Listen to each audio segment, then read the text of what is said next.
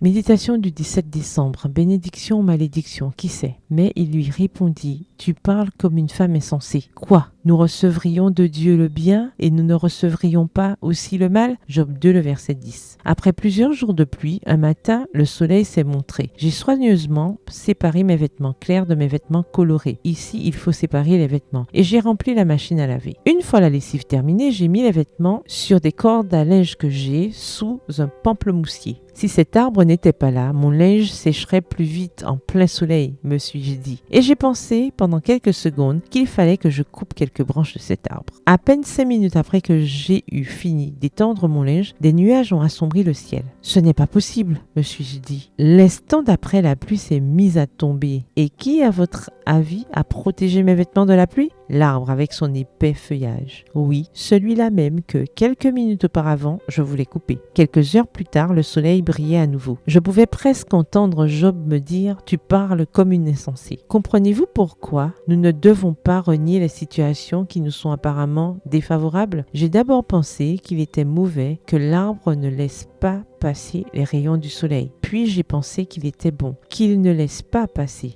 les gouttes de pluie. Cela a toujours été le problème de l'être humain. Nous voulons qu'il ne nous arrive que des choses que nous percevons comme favorables. S'il ne tenait qu'à nous, nous adapterions toutes les circonstances à notre convenance. Si nous avions le choix, nous ne choisirions jamais de passer par des épreuves et des difficultés. Cependant, un chemin facile qui ne demande pas d'effort n'a jamais fait des hommes et des femmes de caractère ferme et exceptionnel. La femme de Job était habituée au confort, à la richesse, au bonheur, aux soins et à la sécurité que lui donnait son mari. Lorsque sa vie a pris un tournant soudain et inattendu, son choix facile a été de maudire Dieu et de quitter son mari. Il ne fait aucun doute que, tout au long de cette année, vous avez dû faire face à toutes sortes de défis professionnels, de santé, économiques, familiaux, personnels. Dans quel état d'esprit les avez-vous accueillis? La bonne nouvelle est que celles qui apprennent à être reconnaissantes pour le bon et le mauvais auront une récompense juste et abondante. PS, heureuse du bon et du mauvais. Bonne journée, que l'Éternel vous bénisse.